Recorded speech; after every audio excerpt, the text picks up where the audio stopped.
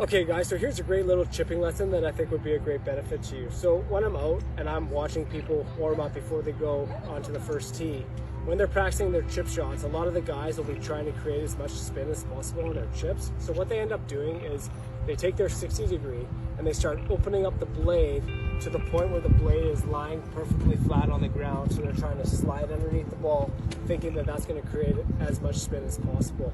And I'm here to tell you that that is not the truth, and that in some situations, that's not going to work out. So one of the things that you got to know is that when you're trying to create spin around the greens, you got to understand that the ball and the club face, when they make impact, they create friction, okay? Friction is when the grooves grab onto the ball and then the ball takes off and starts generating a ton of spin. This is the primary factor for creating spin on the ball, okay? So you would think that opening it up would create all that spin, but that's not the case. You can use a normal loft 60 degree wedge, put the ball in the back of your stance off your right heel, put some forward shaft lean on it, and use the hinge and hold method as you come through.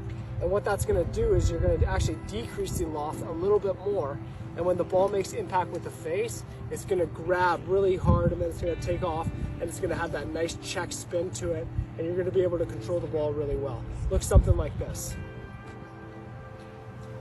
Back of my stance, forward press, hinge and hold. So as you saw just right there, I de-lofted the club and I actually generated more spin than if I were to open the face wide open like this and just slide the club underneath the ball. And that is because the primary factor to creating spin is through friction between the ball and the club face.